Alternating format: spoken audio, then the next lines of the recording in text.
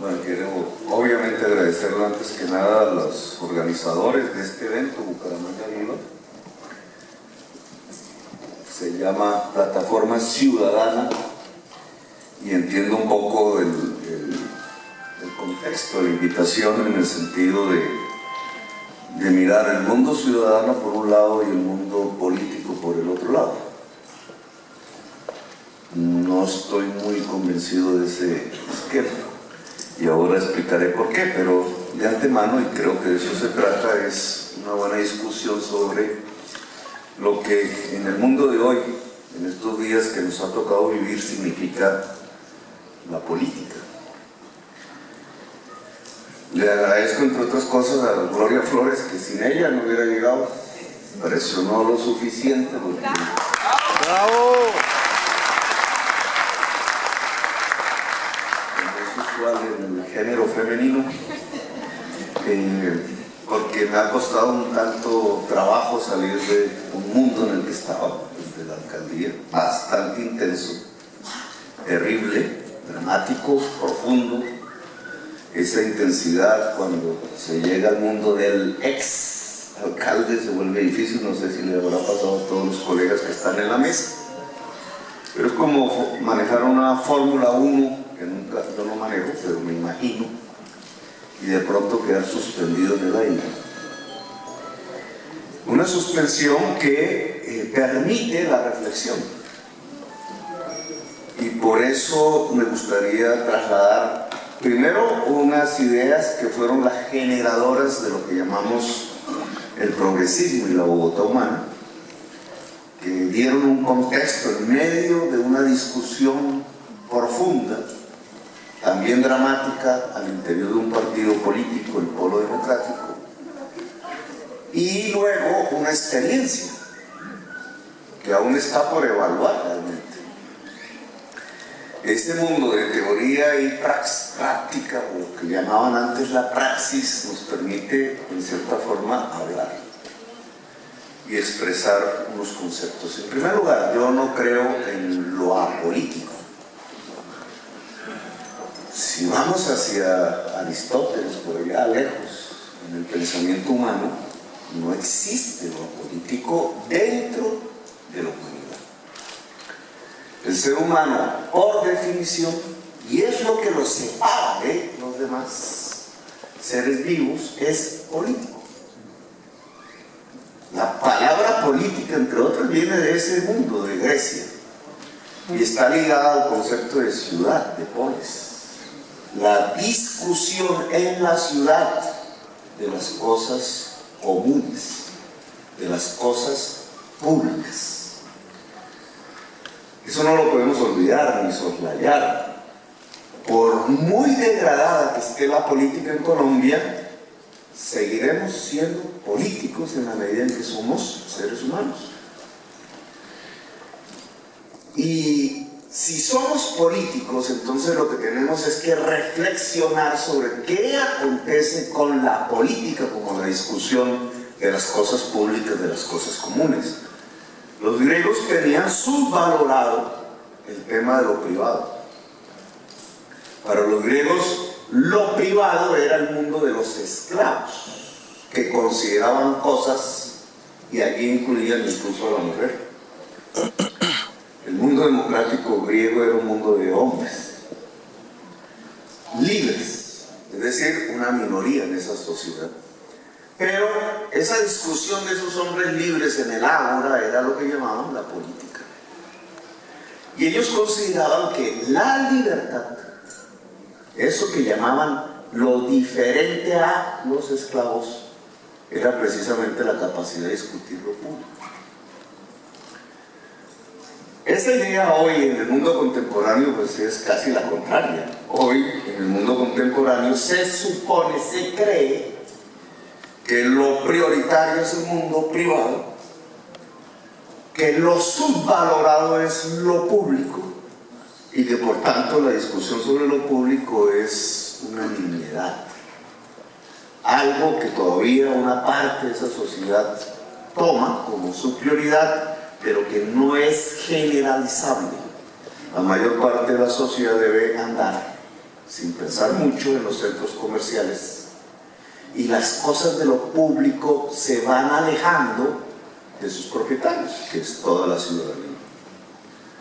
La desvalorización de la política es el efecto de una desvalorización de lo público. Y esas dos desvalorizaciones implican una crisis de la política a escala mundial. Si queremos aterrizar un poco en lo que fue la práctica de Bogotá, tendríamos que pasar por definir un tanto, quizás teóricamente, quizás para los politólogos más que para los que actuamos en la vida social, como una especie de ruptura en lo que llamamos la ciudadanía. La ciudadanía misma vive unas tensiones. La primera, enorme: las decisiones públicas no se están tomando en la polis, se toman en escenarios de poder privado, muchas veces completamente ajenos a la polis. Estamos en un mundo global y las decisiones que impactan con más profundidad en la vida diaria de los ciudadanos y ciudadanas no se toman en su propia ciudad. Ustedes tienen un ejemplo clave aquí, ¿cierto? El páramo y el agua. Cualquiera sabe, sentido común, el más rico, el más pobre, que si no hay agua aquí, pues no se puede estar, no se puede ser. La ciudad deja de existir. Hay toda una historia de ciudades muertas que tienen que ver con la ausencia del agua en algún momento determinado. ¿Quién toma la decisión de si hay agua o no hay agua? Algo tan cotidiano, todos los días nosotros vamos a tomarnos un vaso de agua, o varios, todos los días, todos y todas. Si eso es un acto cotidiano, tomar el agua es vital, fundamental. ¿Quién decide si hay agua o no hay agua? ¿De quién es el agua? Y si ustedes analizan, cada región les daría una respuesta diferente, pero si ustedes lo analizan, prácticamente se llega a una conclusión: la ciudadanía de Bucaramanga no decide sobre el agua. Uno podrá decir el presidente quizás, y el presidente tendrá que decir no, unos tratados que firmó otro presidente por allá y que me obligan a que se concesione el área, no sé qué, si sé cuándo es más importante el oro que el agua. Bueno, eso es un tema concreto de dónde se toman las decisiones y afecta a las ciudadanías, que antaño, hace un siglo, esta pregunta sería absolutamente irrelevante. Hace un siglo, en este mismo lugar, si reuniéramos la ciudadanía de aquel entonces y preguntásemos quién toma la decisión sobre el agua, la gente diría nosotros. En una democracia, incluso al estilo griego, ese nosotros, así no tuviera la palabra a, nosotras, sería la esencia misma de la democracia. Pero pasó un siglo, se supone que ha avanzado la democracia en el mundo y esa pregunta ya no se puede contestar de la misma manera. Otros toman las decisiones. Y esos otros tienen el poder. La política ha derivado de tal manera que ya no es la ciudadanía local, sino ese otros, que puede ser un ejecutivo por allá en Canadá, el que toma la decisión. Las ciudadanías también están afectadas por otra serie de tensiones en el mundo contemporáneo. Veamos, hace 30 años, en este mismo lugar, la discusión sería sobre si la clase obrera o los empresarios. El mundo se dividía en clases sociales. Las ciudadanías estaban permeadas por una serie de agrupaciones alrededor de intereses económicos. Era la organización alrededor del interés económico lo que prevalecía como forma organizativa. Si eran obreros, los sindicatos; si eran empresarios, los gremios empresariales; los gremios empresariales se subdividían de acuerdo al interés económico. Una cosa era el textilero, otra cosa era el zapatero. Una cosa era el exportador, otra cosa el importador. Una cosa era el que poseía la tierra, otro el que tenía una fábrica. Así se dividía la sociedad y de ahí aparecieron los partidos políticos. Es un invento europeo, entre otras cosas. El partido político representaba un interés económico. Por eso se podía hablar de los partidos de los trabajadores y por eso se podía hablar de los partidos de la burguesía. Ese mundo no significa que haya llegado a su final, sino que ya no es el predominante y provoca lo que se llama una crisis de los partidos. Las ciudadanías en plural con ese final, y este es un tema fundamental en la vida contemporánea, no existe la ciudadanía, sino las ciudadanías, se empiezan a expresar de otra manera. No es que hayan dejado de existir los empresarios, no es que haya dejado de existir los obreros, no es que hayan dejado de existir los gremios, no han dejado de existir los partidos, los intereses económicos. Pero la sociedad se ha vuelto muchísimo más compleja de lo que soñaba un ciudadano europeo hace 60 años. Un ciudadano europeo hace 60 años pensaba que las sociedades se dividían entre empresarios y trabajadores. El siglo XX es un siglo de guerras fundamentadas en la tensión política entre empresarios y trabajadores. La sociedad del siglo XXI es diferente.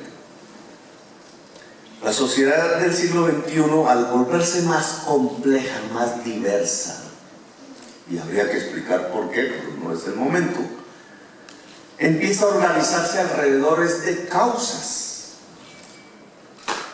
y causas diversas, incluso transitorias muchas veces.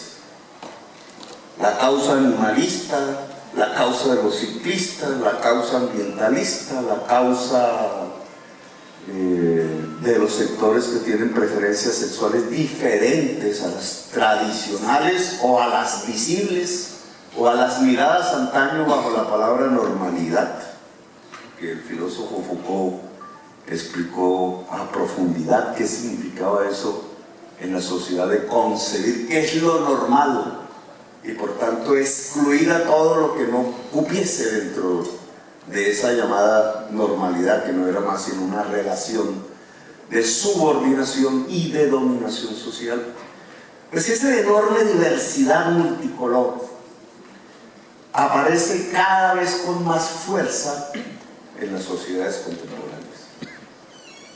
Y entonces ya un partido antiguo de la izquierda no logra convocar la diversidad humana, ni siquiera en el seno mismo de los trabajadores, o los viejos partidos de los empresarios tampoco. Lo que tenemos es una constelación multicolor. A eso le llaman posmodernidad algunos filósofos. ¿Cómo actúa la política allí?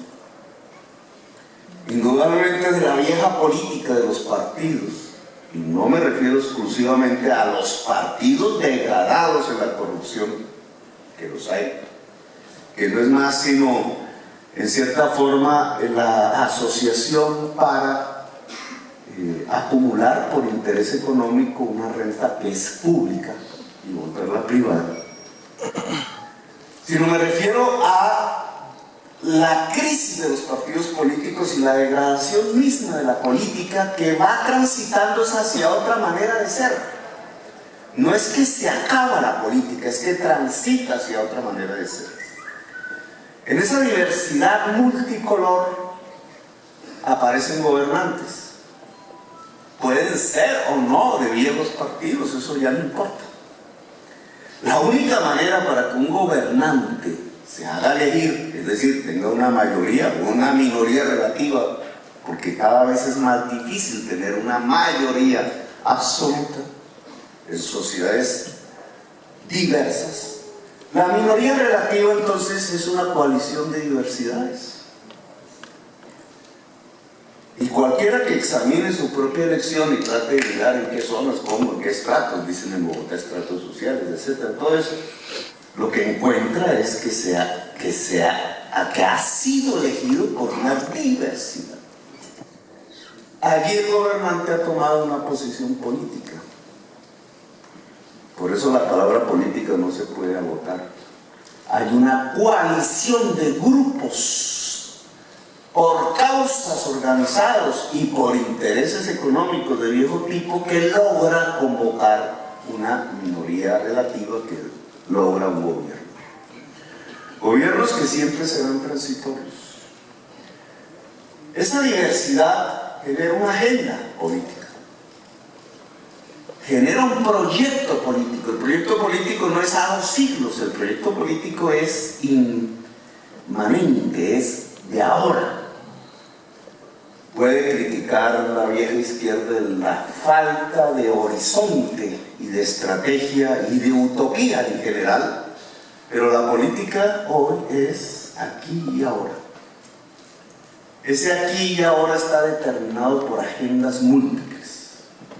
Bogotá Humana fue una coalición de nuevas ciudadanas. Se eligió y se mantuvo porque la querían destruir, gracias a que fue una coalición de viejas ciudadanías, de nuevas ciudadanías. Y aquí hay que profundizar un poco el concepto. ¿Qué eran esas nuevas ciudadanías? Jóvenes montados en una bicicleta, jóvenes gays, jóvenes populares, jóvenes de barras futboleras, que en el fondo lo que expresaban era una juventud excluida socialmente por su edad y por su condición económica. Jóvenes que querían expresar artes diversos, culturas diversas que aparecían invisibles en la ciudad. Mujeres que en el caso de la ciudad de Bogotá habían ganado un poder económico muy por encima de lo que era antes y de lo que era en el país, o es en el país, etc. Señoras y señores que consideraban que lo esencial en la ciudad es cuidar de los animales. Señoras y señores que consideran que lo esencial en la ciudad es que el aire esté limpio, etcétera. Una coalición tan diversa que generó una minoría relativa, a pesar de que estábamos viviendo la destrucción o la crisis de un partido político de origen antiguo, el Polo Democrático. Antiguo no en el sentido del tiempo, sino antiguo en el sentido de expresar intereses económicos, que en este caso es el de los trabajadores. ¿Eso qué produjo en la práctica? En la práctica produjo una agenda política. Una agenda que se convirtió en políticas públicas, es decir, un proyecto. El proyecto de la Bogotá Humana se propuso 3 objetivos fundamentales. En un mundo de desvalorización de lo público, fortalecer lo público. En un mundo cuyo principal problema es el cambio del clima, cómo adaptar y mitigar la ciudad frente al cambio del clima. Y en un mundo en donde tenemos una de las sociedades más desiguales socialmente del planeta, cómo superar la segregación social. Superar la segregación social en el caso de Bogotá Humana no era simplemente, o no fue, la vieja discusión de la izquierda sobre la propiedad de los medios de producción, que sigue vigente, sino cómo en el territorio de una ciudad la diversidad no es discriminada. Bogotá, ustedes saben, tiene un norte muy rico, un sur que era muy pobre, y entonces físicamente se podía ver la segregación social como en 2 grandes guetos. Esa era la ciudad. pues ese mundo de separación territorial de las condiciones económicas estaba plagada de una serie de discriminaciones de diverso tipo, no solamente esa, la económica, la racial, la étnica, la sexual, la producto de las innumerables violencias de Colombia, los orígenes, las culturas diversas que han llegado a constituir ese archipiélago que se llama Bogotá, pues generaba en sociedades segregadas discriminaciones permanentes. La mayor, la más profunda y la más incidencia en lo que llamaríamos hoy el posconflicto es la discriminación de las, en plural, juventudes. No encontramos un partido político que pudiera expresar esa nueva realidad de la política bogotana. Ni los liberales de viejo cuño, que en Bogotá son de extrema derecha, ni los conservadores, que en Bogotá casi desaparecen, ni el uribismo, que ha hecho de la acción política y de su crecimiento como proyecto político el odio y el miedo como los factores de cohesión, miedo a, pues podrían expresar esa diversidad que lo que implica es precisamente quebrar el miedo al diferente. La democracia multicolor, es decir, la democracia de la diversidad implica una aceptación de la diferencia. En cierta forma es la democracia de la paz, porque la guerra y la violencia no es más sino la incapacidad de aceptar la diferencia. En una democracia multicolor, la aceptación de la diferencia, que no significa comulgar con esa diferencia, esa aceptación de la diferencia, pues implica que no puede ser el miedo, no puede ser el odio los factores de la cohesión. Al contrario, es el amor en el sentido griego de la palabra. El amor griego es el entendimiento. Entender al diferente. Por eso Bogotomano decía la política del amor. Bueno, esa coalición fracasa electoralmente después. Y lo que hoy podría estar gobernando la ciudad es una coalición de nuevos grupos. Ya no son el LGBTI, ya no es la mujer empoderada, ya no es los grupos ambientalistas, ya no es parcialmente los grupos de activistas de la bicicleta, ya no es los sectores plurales de las culturas juveniles barriales, ya no es los intereses económicos de los sectores populares. Es una nueva coalición entre gran empresariado y clase media, que logra una minoría relativa que les hace ganar las elecciones y por tanto tiene otra agenda política. Es otro tipo de hegemonía política transitoria también. Uno podría como dirigente decir, bueno, entonces cambiemos la agenda. ¿Cierto? Uno podría decir, no, entonces camuflémonos. No, el dirigente político tiene que tener posición política. Y por eso no hay que desdeñar la palabra política. ¿Qué represento yo? ¿Qué me gustaría representar? ¿Cuál es el tipo de proyecto? Ese proyecto no es un invento de uno por allá, como un filósofo aislado, ¿no? Ese proyecto es un proyecto concreto, inmanente dentro de la sociedad, que expresa una coalición dentro de las diversidades. Yo puedo aceptar la existencia de una diversidad, pero no significa que yo defienda la agenda política de una singularidad específica dentro de la diversidad. Y vamos a ponerlo en temas más concretos, que arroja ya, digamos, un tema hacia el futuro. Bogotá y Bucaramanga en Colombia son las dos ciudades más exitosas socialmente. A veces las polarizaciones políticas impiden verlo. Pero si ustedes cogen las tablas, las estadísticas, miran un periodo relativamente largo, no el del año pasado, sino largo, ustedes encuentran que las únicas ciudades exitosas socialmente son Bucaramanga y Bogotá. Y Bucaramanga ha sido gobernada por fuerzas políticas muy diferentes a las que han sido gobernadas Bogotá. Creo que el único personaje similar en ambos lados se llama ingratamente Iván Moreno. Creo que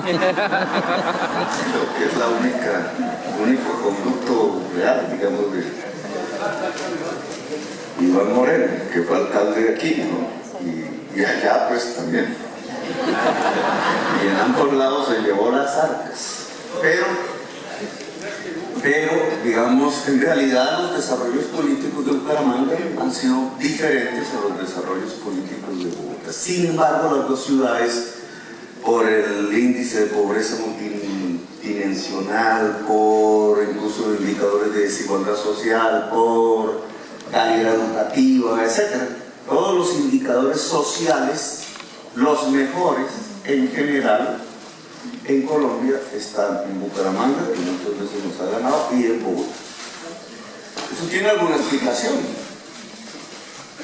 que no depende de si el gobernante fue rojo, azul o multicolor. La plata del petróleo. La explicación básicamente es que el aparato económico que le ha dado vida durante mucho tiempo a Bucaramanga y a Bogotá es similar y es diferente a Medellín, por poner un ejemplo, o a Cali. Y en esto el análisis hay que ponerlo, porque si no, nos vamos ciegos en la política. Cali, que es una ciudad rodeada de caña, con una altísima concentración de la tierra fértil que la tiene. Bucaramanga no está rodeada de tierra fértil, como Cali. Bogotá sí, pero al final está en el centro, entre montañas. No vamos a hablar mucho de eso. Digamos, el tema central es que las únicas ciudades que pudieron desarrollar en un siglo una estructura económica democrática, es decir, multiplicidad de empresariados y emprendedores, hombres y mujeres, fue Bogotá y Bucaramanga. En Medellín la industria está concentrada, el sindicato es pequeño, en Cali pues sus riquezas están concentradas, y para no hablar mucho en Barranquilla, porque supongo que todavía lo conoce más, pero Barranquilla realmente había perdido su norte, que es el mar, y siempre miraba a ver hacia Bogotá. Hoy empieza a tener otra manera de ver el mundo, pero así fue el Caribe colombiano. En vez de mirar su potencialidad, un Caribe con su tierra concentrada incluso en las últimas décadas de manera violentísima, genocida prácticamente, no logró las ventajas que tiene Bogotá y Bucaramanga, en el sentido que tiene una multiplicidad. En Bogotá hay 180.000 pequeños empresarios que cogen un garaje y en el garaje con su familia hacen alguna cosa, y eso lo venden en las calles. Cuando se cortan las ventas ambulantes y se dice cómo se progresa la ciudad, está cortando la economía popular, que es lo que da el 80% de los puestos de trabajo, y por tanto es el corazón de una riqueza que se produce en la ciudad. Bucaramanga y Bogotá, al ser exitosas relativamente en temas sociales, es decir, al incluir, pues tienen unas ventajas, pero afrontan unas nuevas problemáticas. ¿Cuáles son las ventajas? Hoy ninguna ciudad en el siglo XXI puede sobrevivir económicamente y prosperar si no es inclusiva. Una ciudad como Cartagena no tiene futuro si no corrige los factores de una enorme exclusión social que existe, incluso casi étnica, que existe en Cartagena. Cali no tendrá futuro y terminará en un marasmo de violencia si no logra democratizar la tierra que la rodea. Y Medellín, que es más complejo aún, no vamos a dar aquí un epíteto, pero Medellín puede fracasar socialmente. Hoy el departamento de Antioquia A diferencia del Caribe colombiano, fíjense ustedes, disminuyendo de manera rápida. En cambio, Antioquia, que no tiene esos mismos niveles de pobreza del Caribe, no está disminuyendo la pobreza. Y al no disminuir la pobreza, pues significa en el fondo que allí adentro las estructuras económicas propiamente dichas no están funcionando en función de una inclusión social. Y en el siglo XXI, si no hay una inclusión social, ¿qué significa esto? Inclusión social no es un problema simplemente ético o religioso, o de izquierdas. No es simplemente eso. Inclusión social es que el cerebro humano de un individuo, hombre o mujer, joven o viejo, que ha sido excluido, no está aportando. Porque ha sido excluido. Al incluirse empieza a aportar. Y la riqueza del siglo XXI es una riqueza colectiva de cerebros interconectados. Entre más excluyas, más riqueza pierdes. Hoy el medio de producción fundamental en las nuevas economías no es la máquina y la plata para comprar la máquina, es el cerebro. Y por tanto, si se excluyen en ciudades y regiones enormes cantidades de la población y se las deja marginadas, lo que se está perdiendo son cerebros, medios de producción fundamentales de la riqueza. Por eso Bucaramanga y Bogotá tienen una ventaja relativa en la creación de riqueza. Y por esa ventaja relativa de creación de riqueza permite una distribución dependiendo de la política. Porque podría haber un proceso de concentración de la riqueza.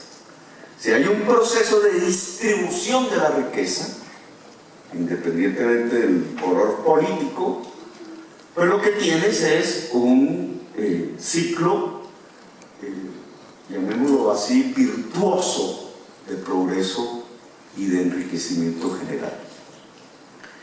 Ahora bien, unas sociedades más ricas tienen otro tipo de problemas que la vieja sociedad dividida entre ricos y pobres.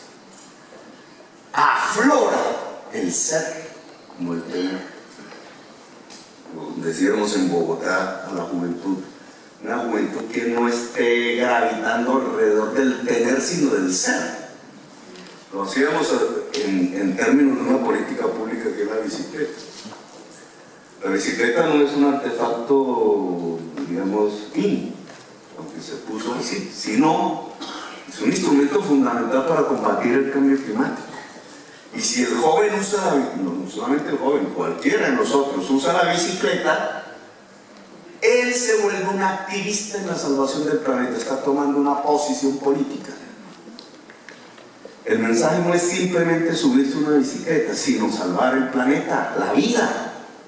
Una biopolítica. Cuando el joven se sube en la bicicleta, o la señora, o el ejecutivo, lo hace porque ya tomó una posición política. Eso no es un partido político, es una causa de las nuevas ciudadanías.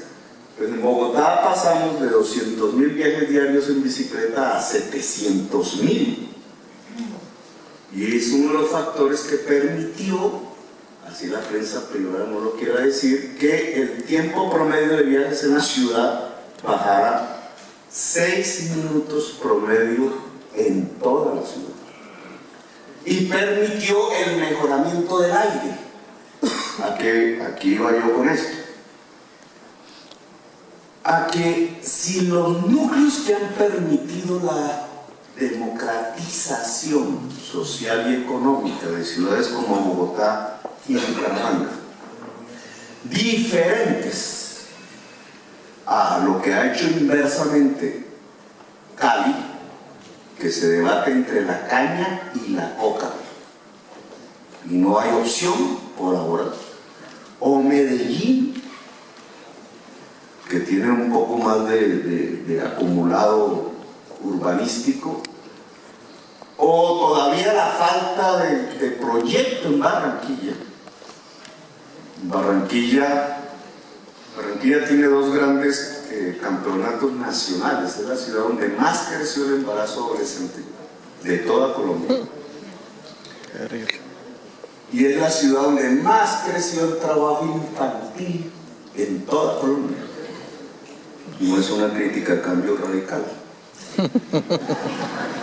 Pero cuando una ciudad, entre todas las ciudades de Colombia, grandes, pequeñas, Leticia, Mocoa, tan diferentes, Bogotá, Bucaramanga, tiene el que es la ciudad en donde más crece el embarazo adolescente. Ustedes saben que el embarazo adolescente tiene unas consecuencias. No solamente conduce a la mujer a la pobreza o la mantiene en la pobreza con dificultades para salir, la saca del estudio muchas veces, sino que genera precisamente en esa tensión las condiciones de la inseguridad de largo plazo.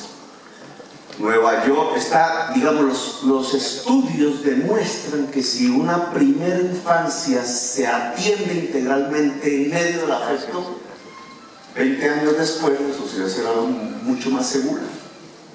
La seguridad no es, como dice Uribe, un problema de armas y de muertes. La seguridad es un problema de atender integralmente a la primera infancia. Cuando Barranquilla crece, y es de las pocas ciudades de Colombia donde crece el embarazo adolescente, lo que está es construyendo las condiciones de una inseguridad cada vez mayor desde el punto de vista ciudadano hacia el futuro. Y si cada vez más niños, 6.000 niños entraron al trabajo infantil en los últimos 5 años, 4 años, en Barranquilla. Bogotá sacó 65.000 del trabajo infantil, gracias a la política sobre el reciclaje, que fue el del motor. Entonces, cuando eso sucede,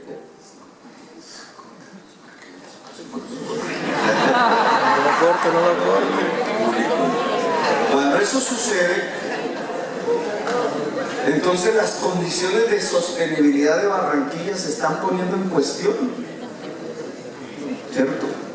Y usted lo mira, padre, en la tasa de homicidios, no es como un computador, pero uno puede mirar y la tasa de homicidios está bajando, está creciendo.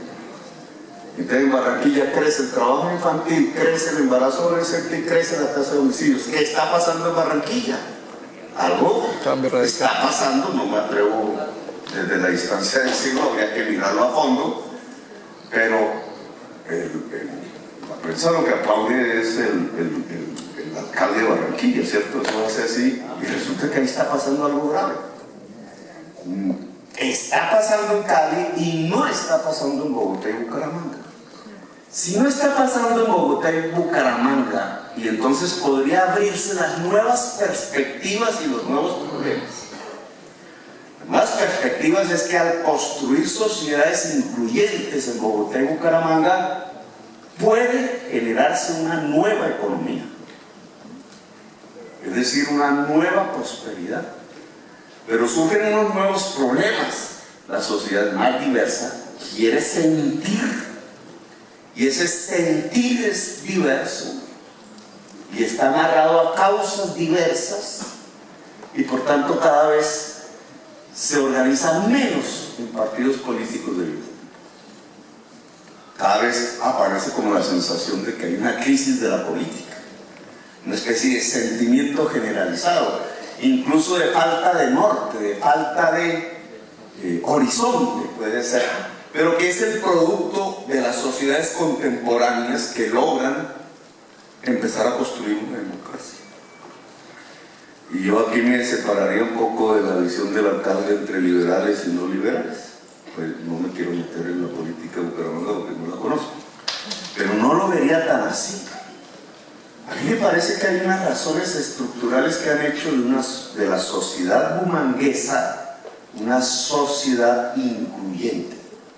No significa que se ha acabado la tarea, es un proceso obviamente, y faltan muchas cosas, pero es un camino que hemos andado las dos ciudades, Bogotá y Bucaramanga, en términos de justicia social. La pobreza multidimensional en Bogotá es 4.7% de la población. Yo iba a los barrios de Ciudad Bolívar cuando joven con otras banderas y tenía que ponerme botas de caucho, porque no se podía subir entre los barrios de techos de parodio. Hoy hay unos monstruos de edificios. Y uno pregunta el valor del edificio y 100 millones de pesos el apartamento, 150, y la gente de Ciudad Bolívar lo está comprando. ¿Qué significa? Que la sociedad de la localidad más pobre de Bogotá se enriqueció relativamente. 70% de su población está en el régimen contributivo, es decir, son trabajadores formales. La realidad de la Ciudad Bolívar de hoy es muy diferente a la que yo conocí hace 30 años.